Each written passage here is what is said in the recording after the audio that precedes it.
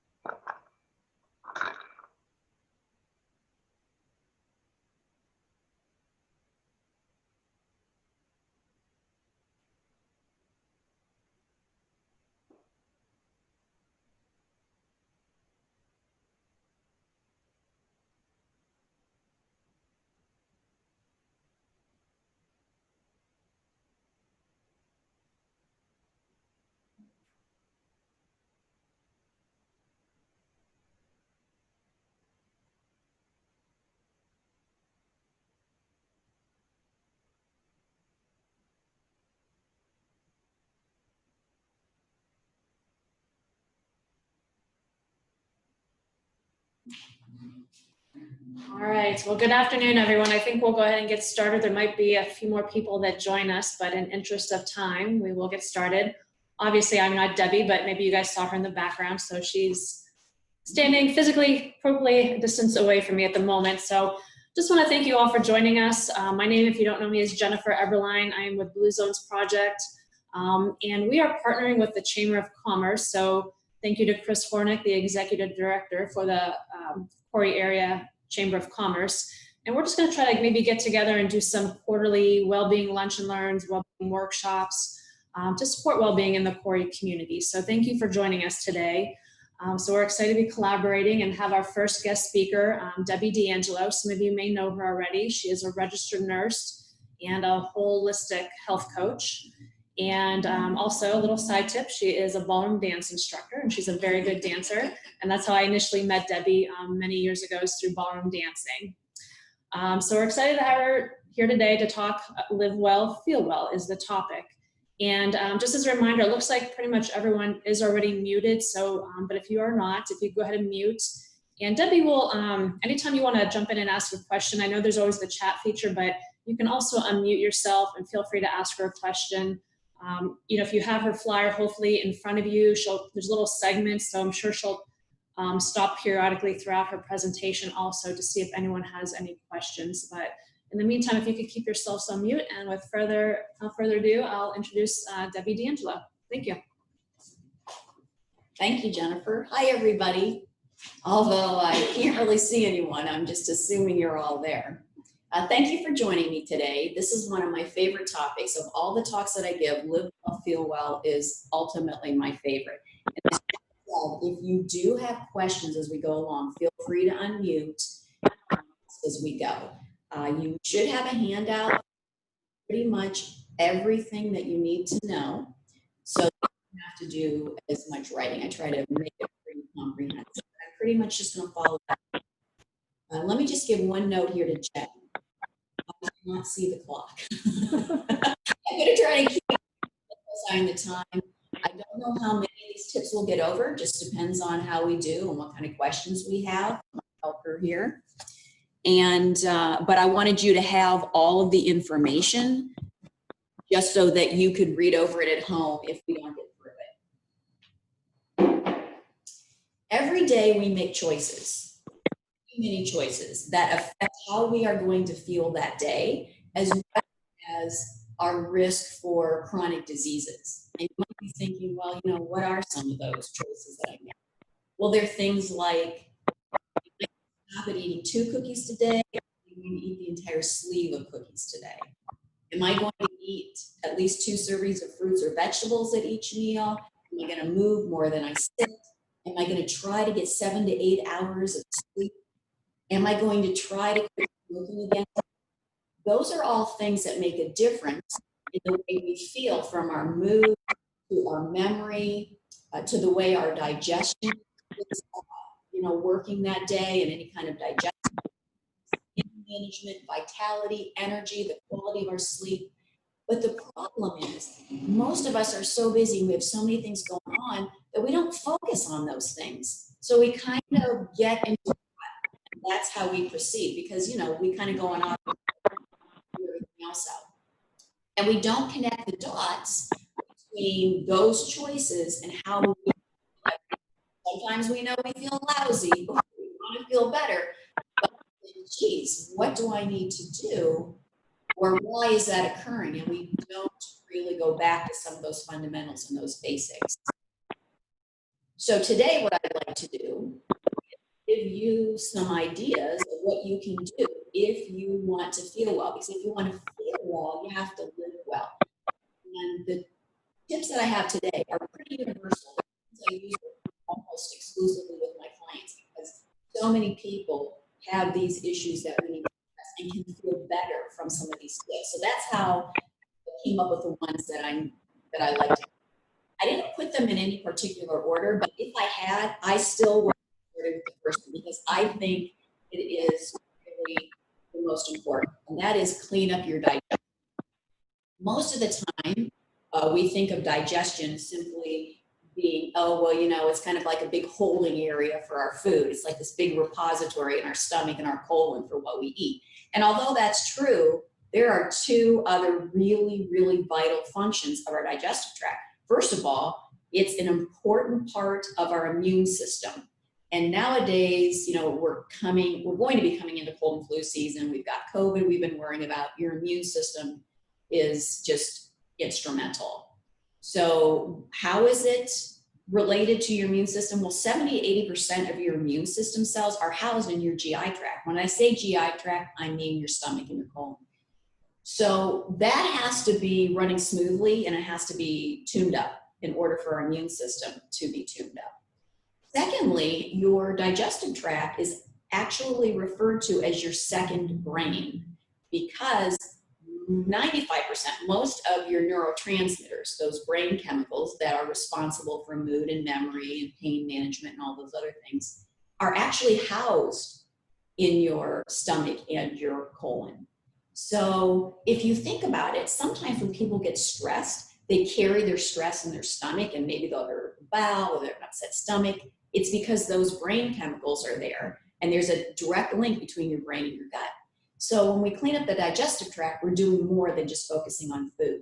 So we have to look at both ends of the digestive tract. I like to say the northern end being your stomach and the southern end being your colon. What can we do to help it to maintain its balance and to work and be functional? Well, the first thing that we can do is we can use apple cider vinegar at each meal. Now, this would be more for your stomach. Apple cider vinegar, especially the unpasteurized pure kind, and the brand I like is Bragg's. It's a reputable brand, you can get it anywhere. But it helps to break down your food and absorb the nutrition from your food. It also helps with abdominal bloating. So many times my clients, and most of my clients are women, I would say like 80% are women, will say they have abdominal bloating. Like I think everybody in America now has abdominal bloating. One of the things that helps is to use this apple cider vinegar at your meal. So 1 tablespoon of apple cider vinegar in about 2 ounces of water. And you simply drink it at the time you're going to eat, or maybe after you've had a few bites. And sometimes people express a concern about their tooth enamel, because vinegar can be tough on your teeth. Simply use a straw, because it'll bypass your teeth. So that's something that you can do at each meal. Now, if that's not appealing to you, or you don't like vinegar, or it upsets your stomach, or maybe it's just not all that convenient at work, you have an alternative. And that alternative is a dietary supplement called digestive enzymes. So you would use either the apple cider vinegar or the digestive enzymes at each meal. So you can mix and match them. At breakfast and dinner, if you want to use your vinegar, and at lunch, maybe at work, bring your digestive enzymes, that's fine. You just don't use them simultaneously at each meal. The only thing you really need to know about the digestive enzymes is that you want to look for those 3 words that I have on your handout. Lipase, which breaks down fats, amylase, which breaks down carbohydrates, and then protease, which breaks down protein. So it'll do the same thing as the apple cider vinegar, but maybe a little more palatable for people or a little more convenient. So that's the first thing that we do to help the northern end. So now what do we do to help our digestive tract in the lower end, the colon? And I always say thanks to Jamie Lee Curtis and her Activia commercials, everybody's heard about probiotics, but probiotics are really essential at keeping things running smoothly and supporting your immune system. Now, some people will say to me, well, you know, I don't really feel like I have a lot of digestive complaints. Should I still do all this? I would, because as we age, or if we take medicine, or if we're sick, we have infections, just from the quality of our food, it makes it really difficult for our digestive tract to work. So this way you're supporting it, even if you don't feel like there's a real big difference. So your probiotics would be something that you would use daily. You don't need to use that at every meal. They're oftentimes referred to as your healthy bacteria or your beneficial bacteria, which is true, but it's kind of a misnomer because everything in your body is there for a reason. And it's not like there's good and bad. But there are some bacteria that are really, really sensitive and really important, and they get wiped out pretty easily from stress, from your food. If you are sick, if you take antibiotics in particular, that's why some people, when they take antibiotics, will find they have diarrhea as a side effect. Sorry to be talking about that at lunchtime, but I am a nurse, so that just goes with the territory. So what happens is that antibiotic kills bacteria. So it doesn't just kill the bacteria that's responsible for your infection, it can kill a lot of the beneficial bacteria. So in my mind, they go hand in hand. If you are on an antibiotic, you need to take a probiotic.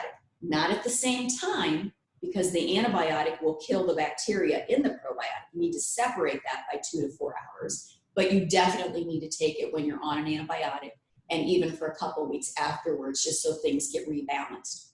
What do you look for in a probiotic? Well, I listed some very long words on your handout, and they're different bacterial strains that you want to make sure are in your probiotic.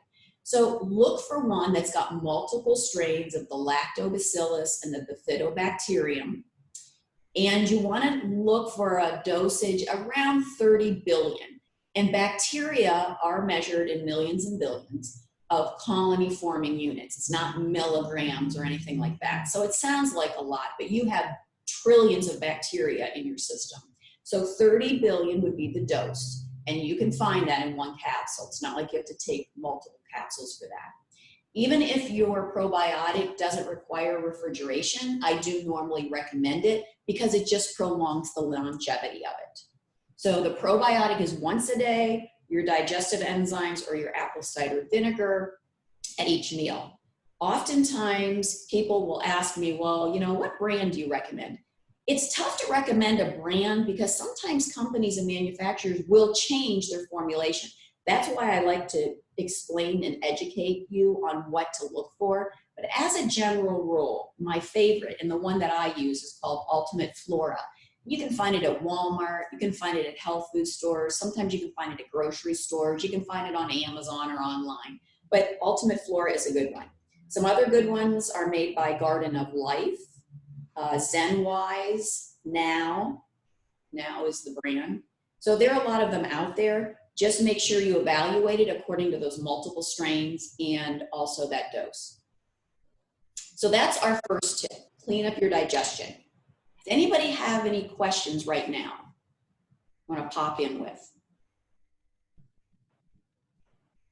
Okay, either I'm doing a great job or everybody's sleeping out there. So I'm just going to go on the premise that it's clear to everybody right now. So our second tip is to eat real food. And oftentimes when I'm with my clients, they are saying, gosh, there's so much overwhelming information on nutrition. I don't know what to do. Where do I start? If you just begin with this one thing, eating real food instead of processed and packaged foods, you have done yourself such a great favor. This is the best starting point. Whether worrying about your fats, your carbs, your protein, that is to eat real food. What do I mean by eating real food? Food that exists the closest as you can to nature. So I like to think of it like this. If I can hunt it, fish it, gather it, milk it, or pick it, it's probably a real food. So food that's in its natural state. And the problem with a lot of processed, packaged, boxed, commercially prepared foods is it's loaded with artificial everything. Sweeteners, chemicals, additives, preservatives, colorants, all kinds of things we don't really need in our food, and our body doesn't really recognize. It makes it work harder to process it. A lot of our food supply is genetically modified, and again, it makes it difficult for our body to be able to process that. So I like to think of eating real foods like eating like my grandparents would, or if you're way younger than me, maybe your great-grandparents. Think about what they would have for a Sunday dinner. So they invite you over for Sunday dinner and you get your pot roast, your mashed potatoes, your green beans, all that kind of stuff. How did they make their mashed potatoes? They made them from whole potatoes and milk and butter and salt and pepper. They didn't make them from a box of potato buds or frozen mashed potatoes, those kinds of things. That's what I'm talking about when it comes to whole real foods. I'm not saying that you can never rely on any of that, but that should not be the mainstay of your diet if you're eating whole real foods that your body can recognize and that you get the most nutrition from. I always tell people it's what you do most of the time that's more important than what you do some of the time. But anymore, we're so used to being convenience driven that we order takeout, drive-through, things that are already prepared, things in boxes and packages, and that's where you're going to run into trouble. When you do have to buy something that's, pretty much boxed or prepared, try to buy a product with as few ingredients as possible. So when you look at the ingredient list, if it's like a litany of stuff there and you don't even recognize half of it, you can't pronounce it, that's probably not your best choice. So my rule of thumb is try to stick with products that have 5 or fewer ingredients to it. So you're making a better choice, maybe not the best choice, but a better choice. That means if we are buying whole real foods, that we have to cook a little bit. I know that can be, a bad word for some people because we've gotten out of the habit of cooking and some people really don't even know how to cook. I spend a lot of time with my clients on meal prep and ideas and things that they can do because we have gone so far away from that. So you cook simple meals. You don't have to become Rachel Ray or Martha Stewart or anybody. Just basic meals using those whole foods. And that is why you often hear when you go into the grocery store, shop the perimeter of the store. Because on the perimeter of the store, you're going to find things like fruits and vegetables and meats and dairy and eggs and all those kinds of things that are whole foods. Your grains, your whole grains, and your nuts and your seeds may be in the middle aisles. That's okay. But the other middle aisles are where you're going to get into trouble with a lot of boxed and packaged food. So you should spend most of your time and most of your money around the perimeter of the grocery store where you have those whole foods. Now, one time I was at the grocery store and a lady came up to me and she said, "Can I ask you something?" She goes, "How do you know what to buy organic?" I was in the produce section. She goes, "Do you buy everything organic?" No, I don't. I think it comes down to knowing how tainted food is and what you eat the most of. So a really good resource for you is going to be the Environmental Work Group, and their website is ewg.org. And as far as produce is concerned, they list like the Dirty Dozen and the Clean 15, the most pesticide-laden foods, and they change that every year because they're constantly doing research on it and testing. So some of those foods I did put on your handout. So I'm going to give you an example as to how I would make that decision. Apples, one of the most pesticide-laden pieces of produce you can find. I pretty much eat an apple every day, so I do buy organic apples. But then I look at like pears, nectarines. I don't eat those very often, so I may not buy organic there. So I look at it as if I'm going to be eating a lot of pesticide-laden foods, those are the ones that I'm going to buy organically. So you buy the highest quality of food that you can afford, that your budget allows. One tip I will give you, and I do this with all my produce, whether it's organic or not, but it's, I think, really important for non-organic produce, is to take it and drop a big bowl of water and put about a 1/4 cup of white distilled vinegar in there and let it soak for a good 20 to 30 minutes. And if it has a peel, like an apple or a cucumber, then scrub it and rinse it. By soaking it in that vinegar, it helps to remove some of those superficial pesticides, not the ones that really get into the product, get into the produce, but superficial. The other good thing it does is it helps to remove germs. And at this time, that's really important, but I always feel like germs need to be addressed, not just during COVID season. So that's something I do with all my produce. So I know that, maybe it's been handled, especially, apples that are free and not in a bag. I mean, you just don't know who's touched what or sneezed on something. So that will help you to kind of clean the food as well as remove those superficial pesticides. The other thing I'd like to point out is that a lot of people are using canola oil these days because, it is one of your better oils. However, 90% of the canola oil in our country is genetically modified. So if you are relying on canola as a main oil, then you're going to want to buy a brand that has that label on it that says certified non-GMO. So just a little tip for you there.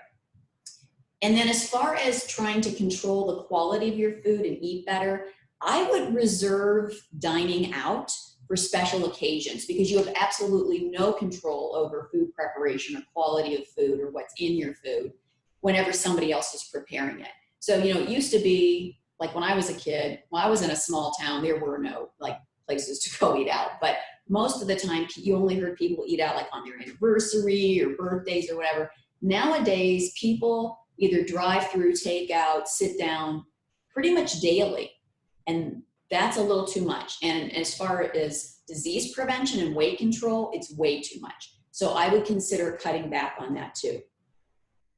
So tip number 2 is to eat real food. I'm going to grab a sip of water. If anybody has a question, just pop in.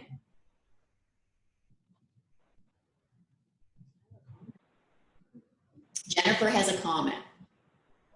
Here she comes. Getting you out of the way. I couldn't help but think of Sanders Market. Many of you don't know, but it'll be announced, has become a Blue Zone approved grocery store.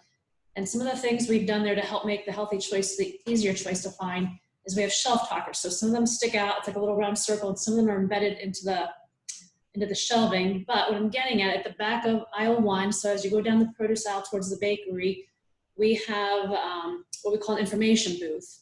And we have created a shopping list. So a lot of these foods that Debbie's talking about, the exception, obviously you want to shop the perimeter, but those exceptions she's talking about, the whole grains or the beans, the legumes, the nuts, we have a shopping list there. So it tells you where all the shelf talkers are located throughout the grocery store at Sanders Market. So, it makes it easier to find the beans. It makes it easier to find if you're looking for quinoa or the nuts or things like that. So just wanted to throw it out there. That's part of what Blue Zones does. It tries to help make the healthy choice the easy choice. So Sanders Market is helping us with that and partnering with us to make it easier to find in the grocery store. So look for our shopping list at the back at our information stand.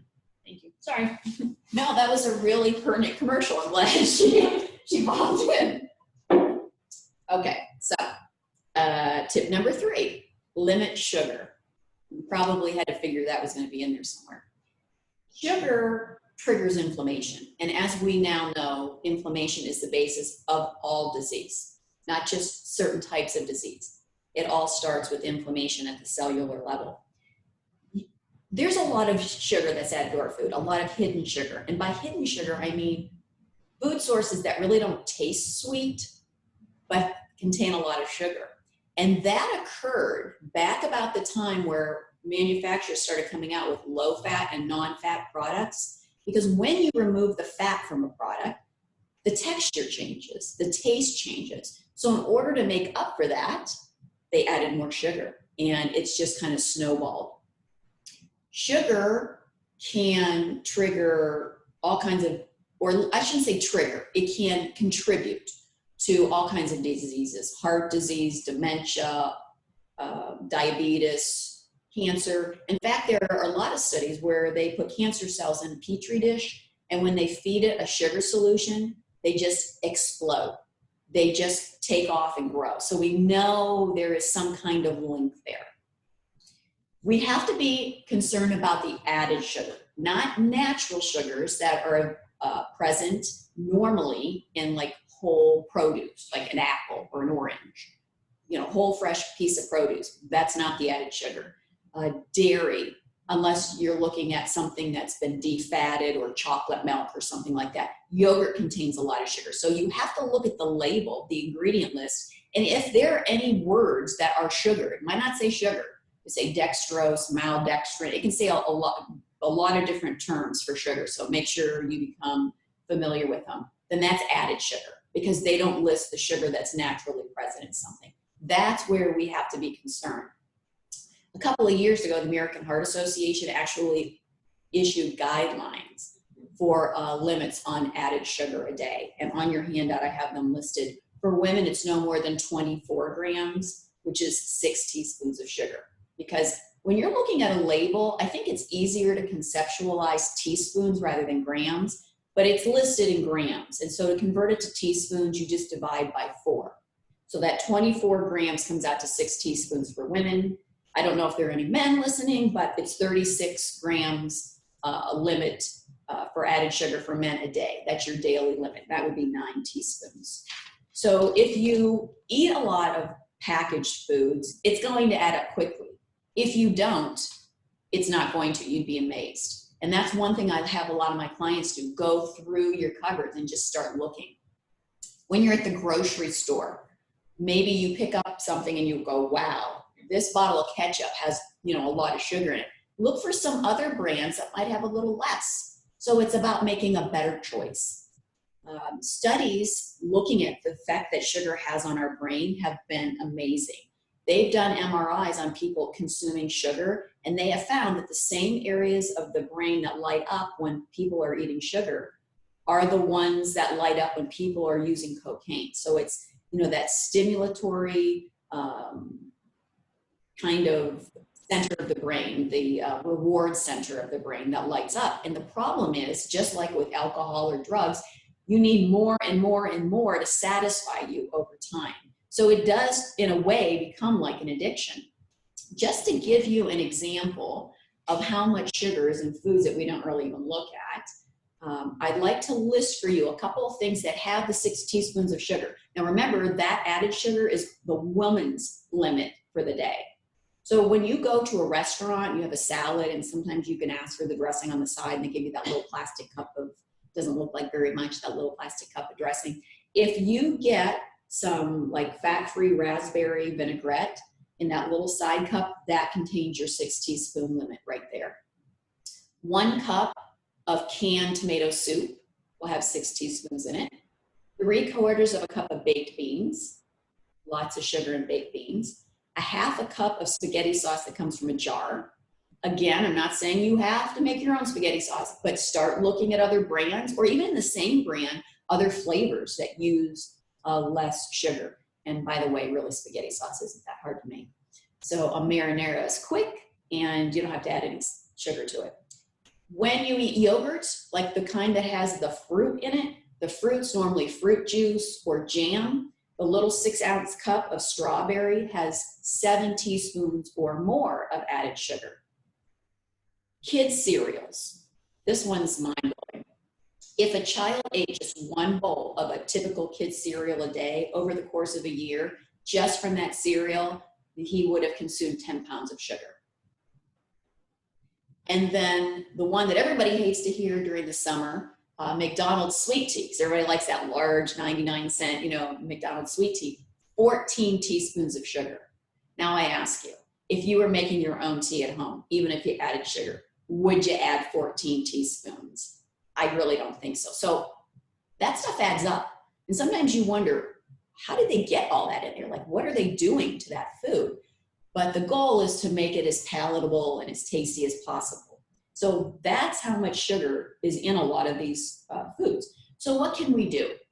As I mentioned before, go through your cupboards, start becoming familiar with products you buy, whether or not there's added sugar, how much, and come up with a better choice for yourself. Whenever you do eat sweets, and to tell you the truth, I'm not as concerned about sweets as I am hidden sugar, because when you eat a piece of cake, when you eat cookies, you know you're getting sugar. That's the choice you've made. Good or bad, that's the choice you've made, but you know. But when you're having some baked beans or ketchup, you don't necessarily think it's laden with sugar. That's the sugar that worries me, because it adds up and we don't even know it's there. So if you're a big sweet eater, try to decrease your sweets by half. And that could be, half could be your portion size, or it could be the frequency with which you eat them. So you can still have them. So remember, it's what we do most of the time that's most important. And we should enjoy our food, but just cut back on it. The other area that people don't often think about are some of your starches, your breads, your cereals, your pastas, your bagels, those kinds of things. First of all, at least half of your starches should be whole grains or whole foods, not refined. But even if you're eating really good grains, if you're not balancing it with enough protein and healthy fat, then it can kind of work against you, because that ultimately gets converted to sugar. Now, not as quickly, and it's full of nutrition, so it is not anywhere near the same as a brownie or a piece of white bread, you know, when you're eating whole grain rice or whole grain breads. But we do have to look at that for people who are carnivores, as I call them. And those are a lot of my female clients. Sometimes they just crave carbohydrates. It's usually not the good carbohydrates. And then they eat that to the exclusion of their other food groups. That's when it starts to work against you. So those are the things we can do that will ultimately help to decrease our sugar intake. Any questions? This is the quietest group I've ever had. Okay, so how are we doing on time here? Let me sneak a peek at the clock. Okay, we got plenty of time, good. Tip number 4, detect food intolerances. And this is something that I assess in all of my clients because it is so prevalent. I'm not talking about a food allergy. I'm not talking about somebody who eats strawberries or shrimp or whatever it is, and immediately they blow up and they can't breathe and they have hives. I'm talking about a food intolerance that causes symptoms that aren't always necessarily even related to your digestive tract. They're not things that you often put 2 and 2 together and say, oh yeah, maybe that's coming from something I'm eating. They're symptoms like, and this is what I usually ask my clients, do you have problems with your skin? Maybe eczema, psoriasis, KP. That's those little like, kind of like those little goosebump pimples, usually in your upper arms and your upper legs, and they get a little red and itchy. Sometimes people don't realize that that can come from, you know, your skin being an excretory organ is trying to get rid of things that it doesn't like, trying to get rid of waste. So skin issues, migraines, a lot of chronic sinus problems, chronic joint pain, muscle pain, fatigue, feeling mentally foggy, especially after you eat, or feeling tired or moody after you eat. And then of course, digestive problems, as I mentioned, bloating, huge. That's usually a dead giveaway to me. Problems with irritable bowel, chronic indigestion, those kinds of things. So that's what I'm assessing for. And then the issue becomes, how do we figure out what the offensive substance or substances are? The other thing is, if you are eating foods that are not agreeing with you, it's kind of like clogging a filter. You know, things are getting through, but not at a very good rate. So it actually does affect the way your body functions and can affect weight loss, your weight loss efforts. What I typically do is more of the elimination diet. So I listen to what people eat, think about their symptoms, try to come up with what I think could be causing the problem, and simply eliminate that food or food group for about 3 or 4 weeks. Then have them report back on it. It might not be what you think. Sometimes people, when they eliminate something, they'll say, well, geez, I thought like this would affect, you know, maybe my stomach, but I didn't realize, gosh, I feel like I have more energy. I'm sleeping better. I'm not getting the headaches that I got. So I have them really keep track of how they feel overall and not just focusing on one particular symptom. Offensive substances, I would say across the board, for a lot of people, not everybody has a problem with these foods, but many people do. Dairy, sometimes wheat, sometimes eggs.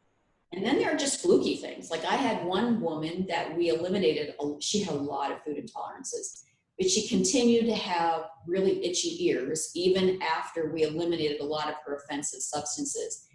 And I thought, you know, her diet's pretty clean. What is it? And then I realized that she was eating a banana every day at breakfast. So on a fluke, I said, let's just eliminate the banana and see what happens. And sure enough, it was the banana that was bothering her. So it doesn't have to be an unhealthy food. It's usually something that you're eating frequently or in large quantities. The other key is when people say, well, when I eat certain foods, oh, I get puffy, you know, I retain fluid, or the next day the scale goes up 5 pounds. Well, the scale is not going up 5 pounds because you gained 5 pounds of fat overnight. It's fluid, and that's a big one. So oftentimes it's just a little bit of sleuthing and, you know, some trial and error. But detecting food intolerances and eliminating them or dealing with them is big when it comes to improving the quality of your life and the way you feel every day. Last but not least, because this is one of my pet peeves, not relying on plastic as much, and especially not microwaving it. Microwaving in maybe glass or ceramic. Just because a plastic container says that it's microwave safe doesn't mean that it's health safe. What it means is it's not going to melt in the microwave. Like the first thing that comes to my mind are those splatter covers. They're almost always plastic. The problem with heating up plastic is some of the plastic particles do leach into your food. So I'm not a big advocate of putting plastic in the microwave. Even if you take something out of the freezer, say you do have a prepared food, I don't know, macaroni cheese or something that you bought, and it's in a plastic container, remove it from the plastic container. It's very easy to do when foods are frozen, and put it on a glass or ceramic plate, some kind of dish that's microwave safe, but is not plastic. You can cover your food with a glass lid, or they do make glass microwave splatter covers now. You can put a paper towel over it. There are other things that you can do rather than use that plastic in there. When you take your food out, or when you're done cooking your food, oftentimes people will put them in plastic storage containers. Again, that heat up against the plastic will leach some of that out. So a better choice would be a stainless steel bowl or a glass bowl, something that you can put in there. When you're cooking food, I think you have to be aware of the utensils and the your cookware that your food comes in contact with. So really the best thing to do would be to have a few skillets or pans that are like stainless steel, or I love cast iron. You can even have like the porcelain coated cast irons that's easier to clean. I prefer like the old fashioned cast iron, but sometimes that's a bit much for people. That's a much safer route to go as far as food. I'm not telling you you have to go out and buy $300 worth of new cookware, but just maybe have a skillet, a pan that you use most frequently. That's just a little better of a choice. Now, when it comes to plastic, I think one of the biggest insults is when we constantly rely on those disposable plastic water bottles. Now, when those first came out, they were really just for, you know, on-the-go convenience, but now people use them routinely and regularly every day. So I would advocate for a reusable water bottle that's either stainless steel, and make sure if it is stainless steel that the interior is not coated in plastic. So completely stainless steel, or glass. And I'm going to show you mine. I love my glass one because I like the flavor of the water in it. It's glass. The bottle itself is glass, but this is a silicone sleeve to prevent it from breaking. And I can tell you I've bounced this off the floor several times, the garage floor several times, and so far we're good. So using a water bottle that is a little more healthy for you, because we're all trying to drink that water, drink those beverages, but if we put it in a bottle that leaches, you know, the plastic particles, then we're kind of defeating the purpose. So when it comes to plastic, those are probably your most, I would say your worst culprits, the ones that are the unhealthiest and the ones that we do every day. So it's not about totally and radically changing everything you do. It's finding a few changes, a few things that you can do differently. So sometimes it's about making the best choice, and sometimes it's about making a better choice. What I like to tell people is, if you want to feel better tomorrow than you do today, you have to do something differently tomorrow than you're doing today. You know, what's that saying where, like the definition of insanity is doing the same thing over and over and expecting a different outcome? It's the same thing with your health habits. So we have to make some changes. And I'm not saying you have to do a major overhaul at once. In fact, I would not advocate for that, because that usually becomes really overwhelming and then people just stop. But those little changes, baby steps, get you there ultimately. So maybe look at this list and think about where you need to make a change. Or maybe you don't even do anything on this list, but perhaps it stimulates you to think about other ideas in other areas of your life that need change. And just start small, make one small change. And then when that becomes habit and you get that under your belt, then go to the next one. And that's how lifelong change occurs. So it's really about those small changes. And then over time, you will find that not only are you living well, but you're feeling well. Any questions from anyone on something I've said, something I didn't say, burning question you came to the class with? Hi, this is Lori Freeman. Can you give the brands that you recommend again from the probiotics? Probiotics. Ultimate Flora is my ultimate favorite. So that's an easy one to find. Even Walmart carries it. ZenWise is a really good one, and some of theirs do contain digestive enzymes too. So that's a good one. If you shop online, there is a catalog called swansonvitamins.com. And they have a lot of good ones in there. And there's one in there by Dr. Langer that is good. Now, let me see my list here. Oh, Now, NOW, and Garden of Life. All their products are really good.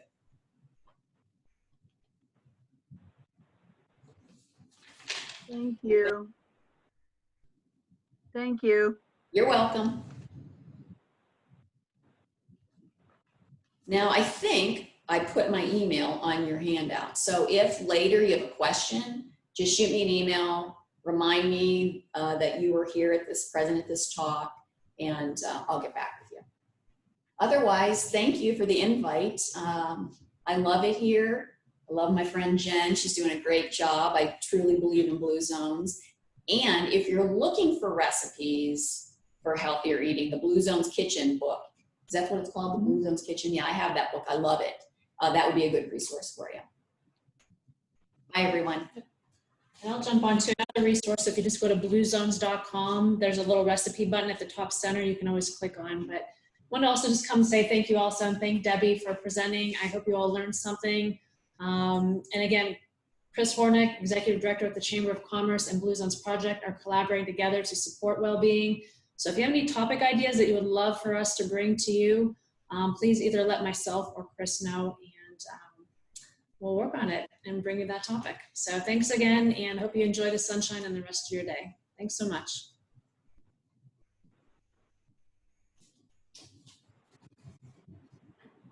And there's Shannon if you're on.